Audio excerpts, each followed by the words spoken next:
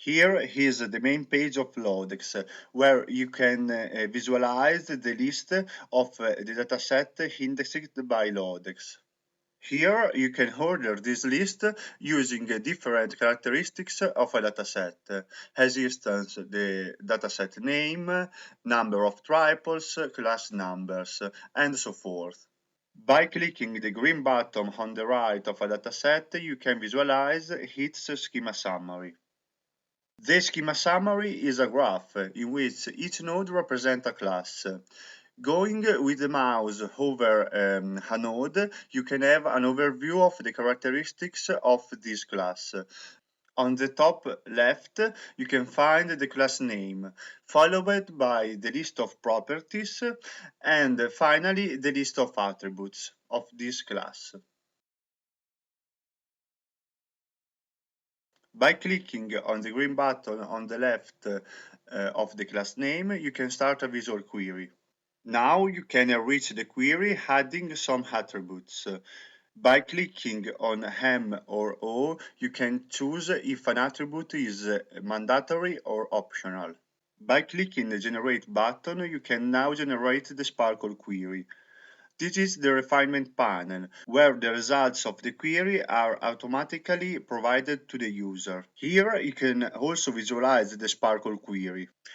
On the top of this page, there is a panel that you can use to modify the query.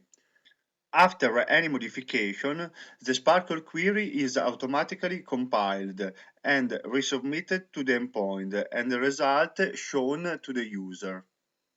Now let's do a more complex query. We can return in the schema summary panel and delete the previous query. This time we started the query with the class organization. We had also some attributes, name, abbreviation, and city. We also had the state attribute as mandatory, keeping in mind that the cardinality of these attributes is just 0.3. Now we notice that we get just 800 result, so we can use the refinement panel to change to optional the attribute state. The number of results increased to almost 300, and we notice that not all the records in the table contain the attribute state. We choose to limit the default page size to 50. In that way, the user can have a very fast response from the endpoint while he is modifying the query. In the refinement panel, the user can change the page size and can also browse between the different pages.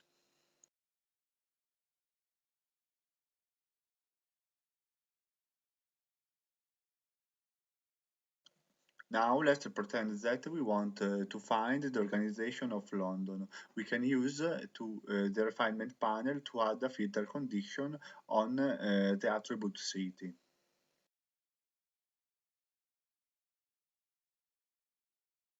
The number of results has dropped to 97, and in the results we have just the organization of London.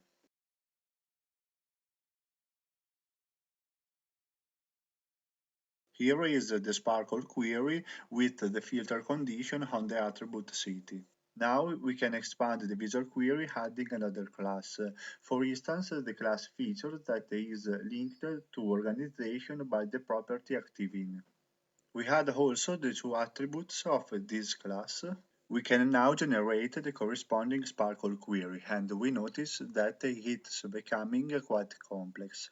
Looking into the result, we can imagine that the class features linked by the property active-in contain information about the country where the organization are active. Using the refinement panel, we can also add ordering condition. In this example, we add an ordering condition on the attribute name1 of the class feature.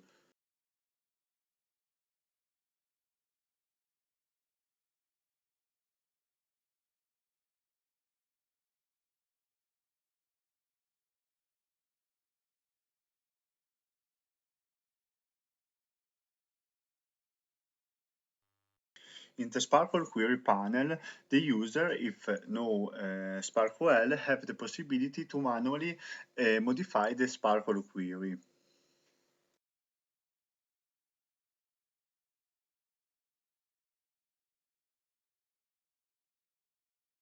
For example, in this query, with a few chains of the SPARQL query, you can obtain in how many countries each organization of London is active.